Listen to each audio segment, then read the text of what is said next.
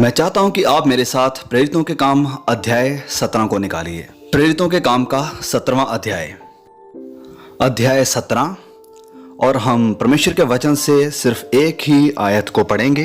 प्रेरित पौलुस यूनान के शहर एथने में है यहाँ पर, और वह कुछ विद्वानों और पंडितों के साथ बात कर रहा है। वह कह रहा है, इसलिए परमेश्वर अज्ञानता के समयों में अनाकारी करके अब हर जगह सब मनुष्यों को मन फिराने की आज्ञा देता है, क्योंकि उसने एक दिन ठहराया है जिसमें वह उस मनुष्य के द्वारा धर्म से जगत का न्याय करेगा जिसे उसने ठहराया है, और उसे मरे हुओं में से जिलाकर ये बात सब पर प्रमाणित कर दी है। संत पौलुस अपने बाकी दो दोस्तों सिलास और तीमुथियुस के साथ इस शहर से होकर गुजर रहा था, और खुद वह आगे एथेने शहर को चला गया और वहां जाकर उन दोनों का इंतजार करने लगा। तो जब वह वहां इंतजार कर रहा था तो वह वहां उस शहर में घूमने लगा, और उसका मन जल गया, क्योंकि वहां घूमते हुए उसने बहुत कुछ वहां देखा और सुना। अगर आप देखें तो मेडिटेरियन के लोगों के पास उस वक्त एक बहुत बड़ी पहेली थी जिसका हल निकालने की वह सब कोशिश कर रहे थे। और मुझे याद है कि मैंने एक परिवार के बारे में सुना था। उनके पास भी एक बहुत बड़ी पहेली थी।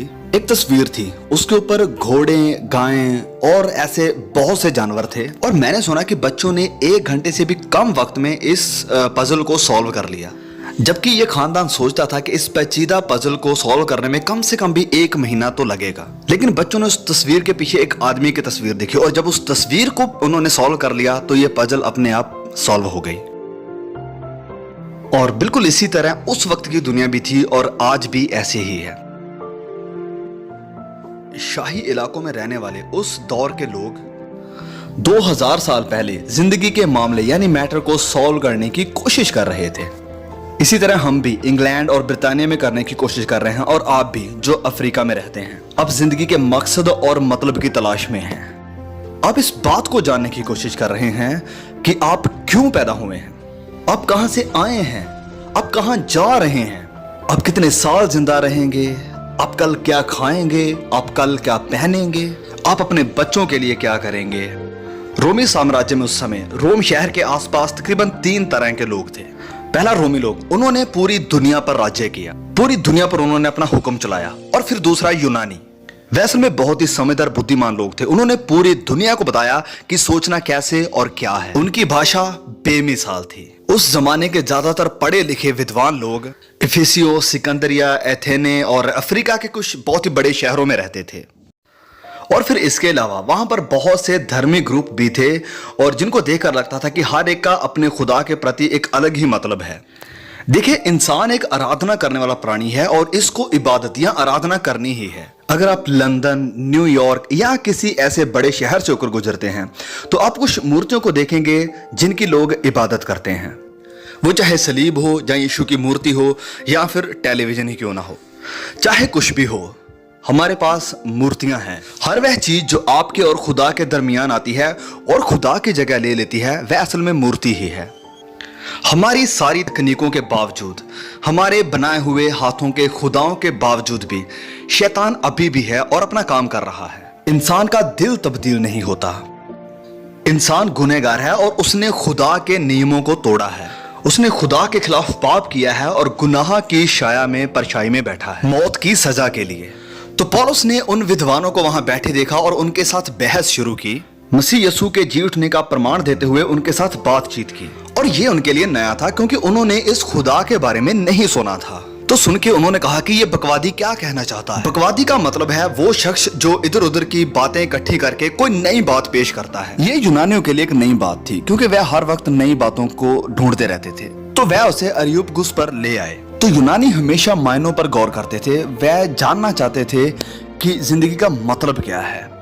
पौलुस के सामने एक बड़ी विशाल इमारत थी जिसे पार्थेनॉन कहते हैं, और इस इमारत के बीचों बीच अथेनिया का एक मुजस्समा था, अथेने के लोगों की देवी। तो वहां उस शहर में घूमते हुए पौलुस को एक वेदी मिल गई, और उस वेदी पर कोई ईश्वर नहीं था, कोई मूर्ति नहीं थी, इसलिए उसके ऊपर लिखा हुआ था कि अनजाने ईश्वर के लिए।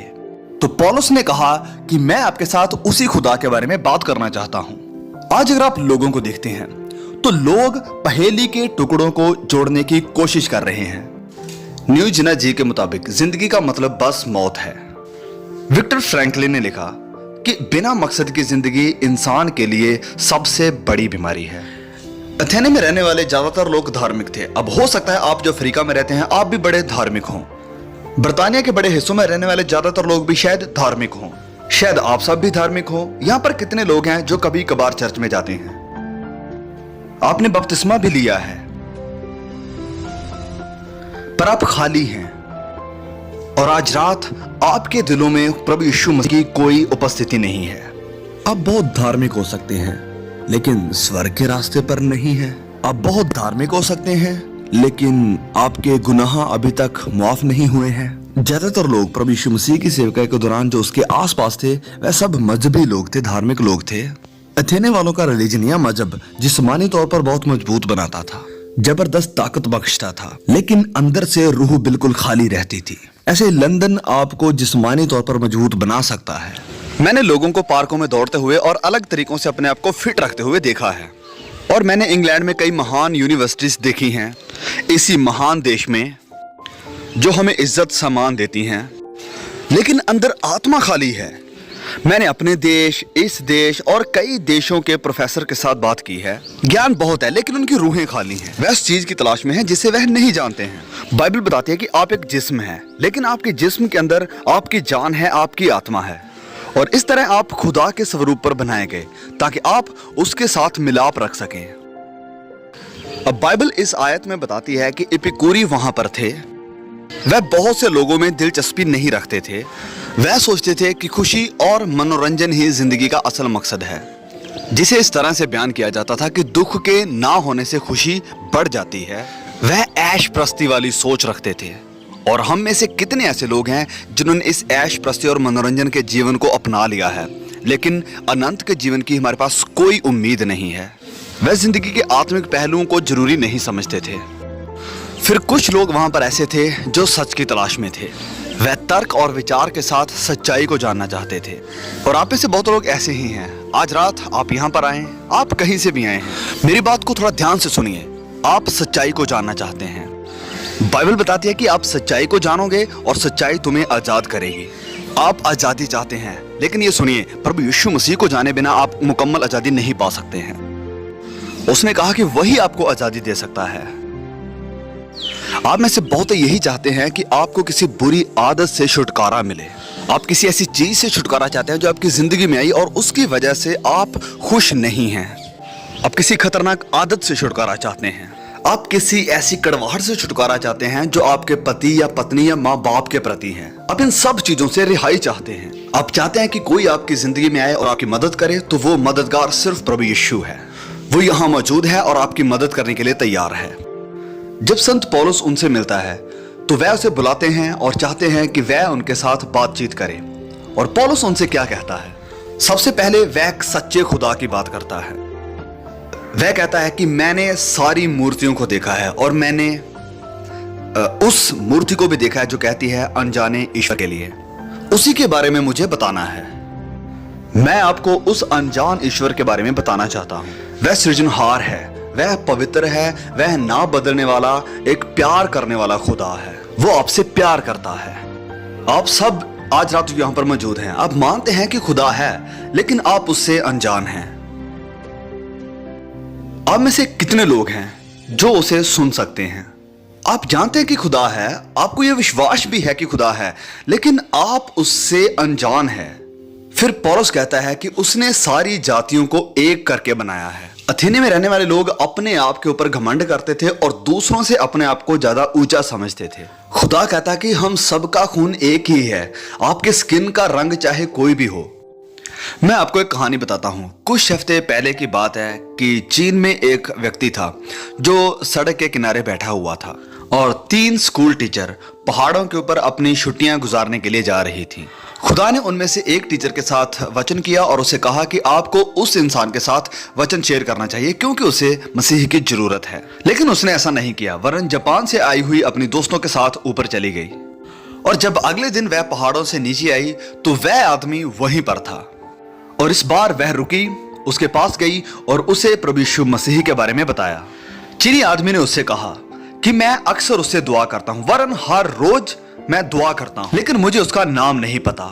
आपने देखा कि खुदा पहले से ही अपने आप को उसके ऊपर जाहिर कर चुका था, लेकिन वह उसका नाम नहीं जानता था। और फिर पौलुस आगे कहते हैं कि खुदा हर जगह सब मनुष्यों को मन फिराने की आज्ञा देते हैं। क्या आपने ध्यान किया कि खुदा ने आज्ञा दी है, हर जगह मन फिराने की आज्ञा दी है। इसका मतलब है अमेरिका में, बर्तानिया में, लातीनी अमेरिका में, एशिया में और सारे अफ्रीका में, और आपको भी मन फिराने की खुदा आज्ञा देता है। क्या आपने पश्चाताप किया?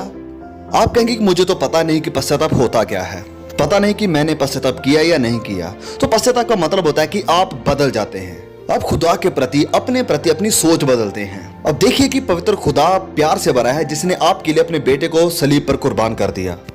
आप असल में गुनाहगार हैं, अपराधी हैं, जो ना माफी के हकदार हैं और ना ही दया के।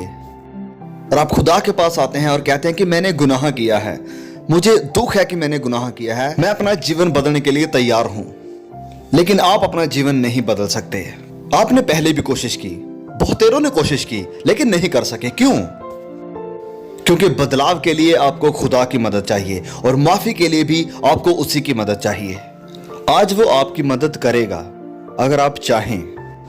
आज आपको पश्चाताप करने की बहुत सख्त जरूरत है, क्योंकि न्याय का दिन बहुत जल्द आ रहा है और आपका न्याय सारी कायनात का खुदा करेगा।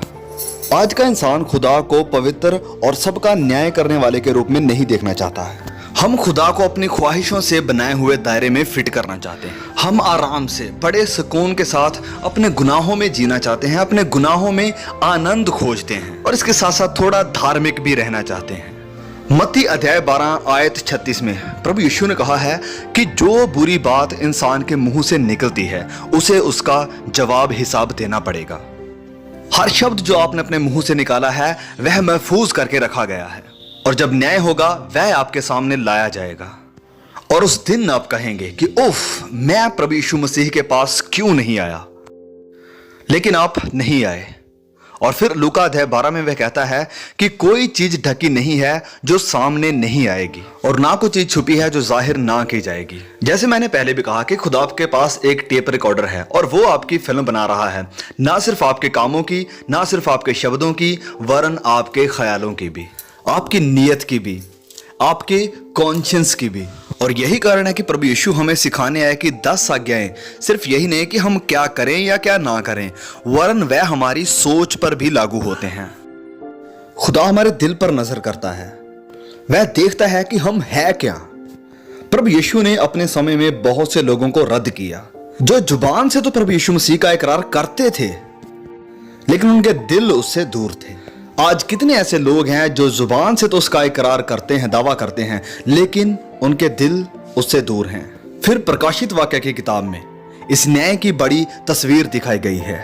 अध्याय 20 की 11वीं आयत ऐसे शुरू होती है, और फिर मैंने एक बड़ा सफेद सिंहासन और उसको जो उसके ऊपर बैठा हुआ था देखा, जिसके सामने से जमीन और आसमान भाग गए और उन्हें कहीं जगह ना मिली।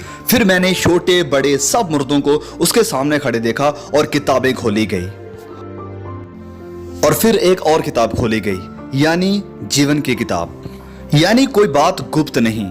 लिखा है कि मुर्दों का इंसाफ जैसे उन किताबों में लिखा गया था उनके कामों के अनुसार किया गया, और समुद्र ने जो उसमें मरे हुए थे उनको दे दिया, और मृत्यु और अधोलोक ने भी अपने मुर्दों को दे दिया, और उनमें से हर एक के कामों के अनुसार उनका न्याय किया गया। आसमान पर 2 किस्म की किताबें हैं। पहला, जब आप पैदा होते हैं आपका नाम इसमें लिख दिया जाता है, और हर एक चीज आपके जन्म से लेकर इसमें लिख दी जाती है, और ये सब चीजें उस न्याय के दिन आपके सामने होंगी। और फिर परमेश्वर का वचन हमें बताता है कि जब आप प्रभु यीशु मसीह के पास आते हैं, उसे स्वीकार करते हैं और उसके क्रूस के सामने आते हैं जिस पर उसने आपके लिए अपनी जान दी, और फिर मुर्दों में से जी उठा, आप उसके ऊपर विश्वास करते हैं और उसे स्वीकार करते हैं, आपका नाम इस किताब से मिटा दिया जाता है, और परमेश्वर आपके गुनाहों को याद तक भी नहीं रखता है। और बाइबल में मेरे लिए सबसे अनोखी बात है कि खुदा मेरे गुनाहों को बिल्कुल भी याद नहीं करता है, भुला देता है, उन्हें फिर ख्याल में नहीं लाता, क्योंकि वह सलीब के ऊपर बहाए गए लहू के द्वारा धो दिए जाते हैं। और जब आपका नाम उन किताबों से निकाल दिया जाता है तो एक और किताब पर लिख दिया जाता है जिसे जीवन की पुस्तक कहा जाता है। क्या आपका नाम जीवन की पुस्तक में लिखा है? क्योंकि अगर आपका नाम उस जीवन की पुस्तक में नहीं लिखा है तो आप स्वर्ग राज्य में नहीं जा सकते हैं। आपका नाम उस जीवन की पुस्तक में होना बहुत जरूरी है। क्या आपका नाम उस जीवन की पुस्तक में लिखा है?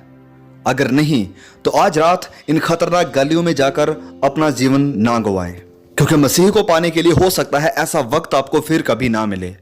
लेकिन एक और महान न्याय को, अदालत को हम देख सकते हैं। यह महान न्याय सलीब के ऊपर किया गया, क्योंकि सलीब ही अदालत थी। प्रभु यीशु को सलीब पर जाने की जरूरत नहीं थी, मरने की भी कोई जरूरत नहीं थी, लेकिन वह गया क्योंकि वह आपसे प्यार करता है। आप जहां कहीं भी हैं वो आपसे प्यार करता है। आप ही के लिए वह सलीब के ऊपर ठहरा रहा और अपना खून बहाया आपके लिए। और खुदा ने हमारे सारे गुनाहों को लिया और प्रभु यीशु पर उंडेल दिया। वो जो पाप से अनजान था हमारी खातिर पापी बना, ताकि उसके जरिया से हम परमेश्वर की धार्मिकता को हासिल कर सके। प्रभु यीशु ने आपके गुनाह उठा लिए। कानून कहता है कि पाप की मजदूरी मौत है, जो जान गुनाह करेगी वह मरेगी। प्रभु यीशु ने कहा कि मैं तुमसे सच कहता हूं, जो मेरे वचनों को सुनता और जिसने मुझे भेजा उस पर विश्वास करता है वह अनंत जीवन पा चुका है। और यह जीवन अभी आपके पास है। अनंत जीवन आप अभी पा सकते हैं। मौत तक इंतजार मत करिए, आपको उसी वक्त अनंत जीवन मिल जाएगा जब आप उस पर विश्वास करेंगे। आप न्याय से बचकर, मौत से निकलकर अनंत जीवन में प्रवेश कर जाएंगे। अभी आप मौत और गुनाह के साए में हैं। आज रात ही आप जिंदगी पा सकते हैं। यशायाह अध्याय 38 में यूं लिखा है कि देख तूने मेरे पापों को अपनी पीठ के पीछे फेंक दिया है।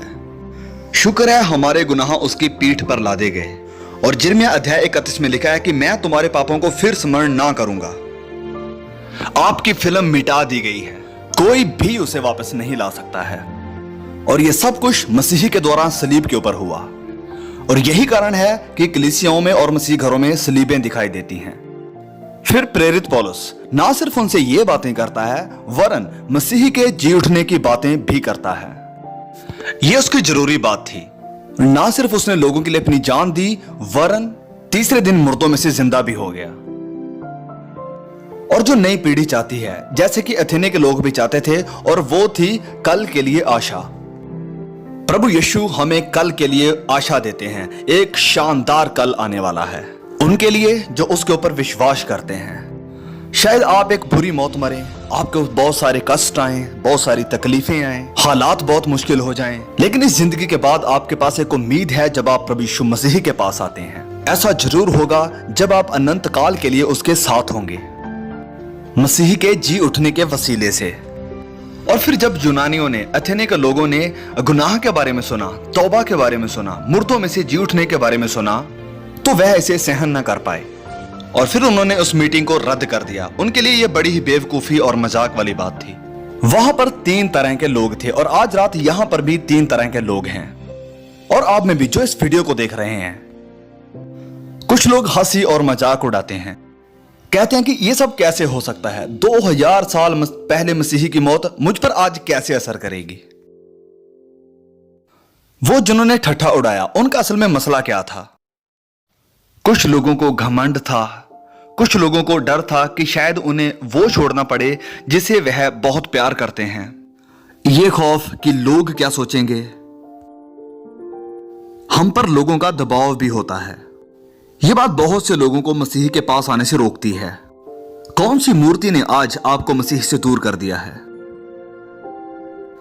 कुछ लोगों ने कहा कि हम इसके बारे में सोचेंगे और फिर कभी आपके साथ बात करेंगे। उन्होंने कहा कि यह बात हम तुझसे फिर कभी सुनेंगे, लेकिन नहीं, यह अच्छा रवैया नहीं है। बाइबल कहती है कि आज ही स्वीकार करने का दिन है, आज ही उद्धार का दिन है। देर करना खतरनाक है, क्योंकि हो सकता है कि आपके लिए फिर कभी वचन ना सुनाया जाए, जैसे आज रात आप सुन रहे हैं। और खतरनाक फिर इसलिए कि हो सकता है कि सुनते हुए भी आपका दिल इसे कबूल ना करे। हमारी आत्मा जमीन की नहीं है, इसके फलने का भी एक मौसम है और यह कटाई का वक्त है। कटाई का वक्त है बर्तानिया में, कटाई का वक्त है अफ्रीका के खेतों में। और यही वो वक्त है जब आपको प्रभु यीशु मसीह के साथ मिलाप करना है। हजारों लोगों ने दुआएं की हैं। ये मौका इसलिए मिला क्योंकि बहुत से लोगों ने दुआएं की हैं। लाखों लोग पूरी दुनिया में जो इस मीटिंग के बारे में जानते हैं आपके लिए दुआ कर रहे हैं, जबकि वे आपका नाम भी नहीं जानते हैं।